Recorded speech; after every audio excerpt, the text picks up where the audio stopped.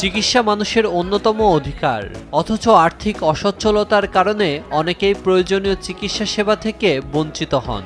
এমন অসহায় মানুষের পাশে দাঁড়াতে মৌলভীবাজারে আয়োজন করা হয়েছে দিনব্যাপী বিনামূল্যের চিকিৎসা ক্যাম্প।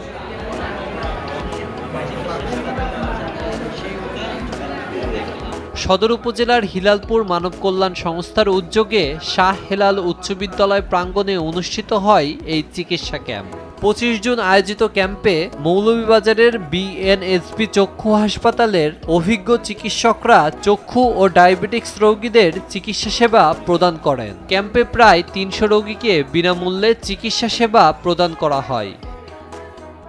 এই চক্ষু শিবিরে এখন পর্যন্ত আউটডোরে প্রায় 300 থেকে 400 রোগী দেখা হয়েছে, আর এখান থেকে প্রায় 70টা সিলেক্ট করা হয়েছে। প্রায় 100টার মতো রোগীকে চশমা দেওয়া হয়েছে, আর বাকি কিছু রোগীগুলোকে দেওয়া হয়েছে ঔষধ। আর কিছু রোগী আছে যেগুলো রেফারেল কেস, আমরা রেফার করে দিচ্ছি এগুলো চিকিৎসার জন্য। মানুষকে জাবসা দেখি চিকিৎসা করাইতাম পাইছি, ওখানে ঔষধ পাইছি, চশমা পাইছি।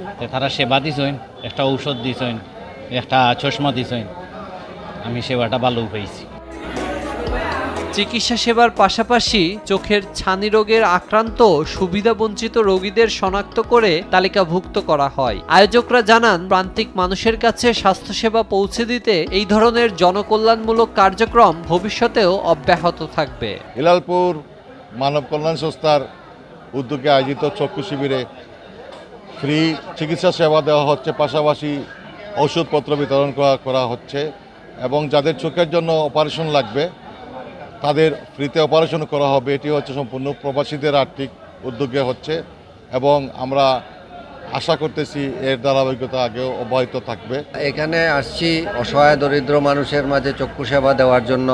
এখানে আমরা ছানি রোগীদের বাছাই করে ভর্তি করে অপারেশনের জন্য হাসপাতাল নিয়ে যাব, এবং অন্যান্য যে রোগীগুলো আছে তাদেরকে চিকিৎসা দেওয়া হচ্ছে, ওষুধ দেওয়া হচ্ছে, এবং আমরা চশমাও দিয়ে দিচ্ছি সেই রোগীদেরকে।